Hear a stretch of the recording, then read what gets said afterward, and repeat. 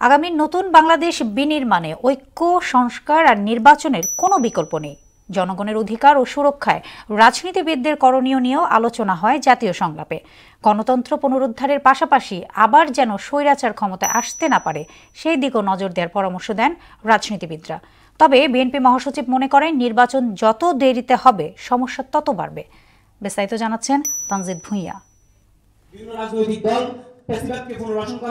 রাজধানীর কৃষিবিদ ইনস্টিটিউট মিলনায়তনে ঐক্য, সংস্কার ও নির্বাচন নিয়ে ফোরাম ফর বাংলাদেশ স্টাডিজ আয়োজিত 2 দিনের এই জাতীয় সংলাপ, যেখানে অংশ নেন দেশের প্রবীণ রাজনীতিবিদ, বুদ্ধিজীবী ও সমাজের বিশিষ্ট জনেরা। এ সময় জুলাই আগস্ট বিপ্লবে হতাহত পরিবারের সদস্যরা এখনও বিচার না পাওয়ার আক্ষেপ জানান। পাশাপাশি এসব হত্যায় জড়িতদের দ্রুত আইনের আওতায় আনার দাবিও জানান তারা।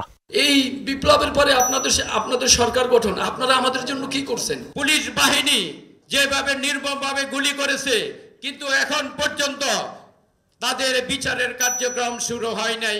নতুন বাংলাদেশ বিনির্মাণে জাতীয় ঐক্যের কোনো বিকল্প নেই বলেও মনে করেন সমাজের বিশিষ্ট জনেরা। পাশাপাশি জনগণের অধিকার প্রতিষ্ঠায় ভোটের মাধ্যমে গণতন্ত্র পুনরুদ্ধারের দাবিও জানান সবাই।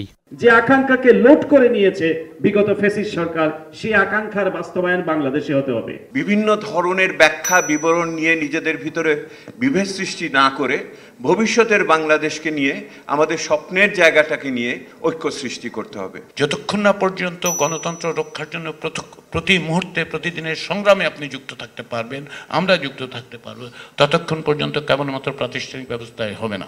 গণতন্ত্রের পথে না হাঁটলে দেশ ধ্বংস হয়ে যাবে বলে মন্তব্য করেন জুনায়েদ সাকি। এ সময় জাতীয় ঐক্যের প্রশ্নে সবাইকে এক থাকার আহ্বান জানান জামায়াত নেতা।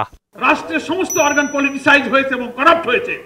এটা একটা অন্তর্বর্তীকালীন সরকারের পক্ষে সবকিছু সংস্কার করা সম্ভব নয়। কোন মতাদর্শ দিয়েই একটা স্বৈরতান্ত্রিক কিংবা ফ্যাসিবাদী ব্যবস্থায় বাংলাদেশ আর যাবে না। ৭১কে ভুলে যাওয়া যাবে না জানিয়ে বিএনপি মহাসচিব বলেন, ধারাবাহিক গণতান্ত্রিক প্রতিটি সংগ্রামকে মনে রাখা দরকার। গ্রহণযোগ্য নির্বাচন করার জন্য সেই সংস্কারটুকু করে আমরা নির্বাচনে যেতে চাই।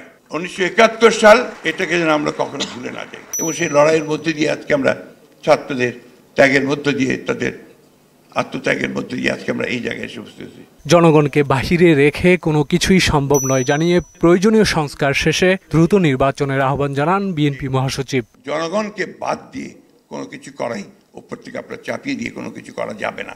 তানজিদ ভুঁইয়া, মোহনা সংবাদ, ঢাকা। সঙ্গে নিয়ে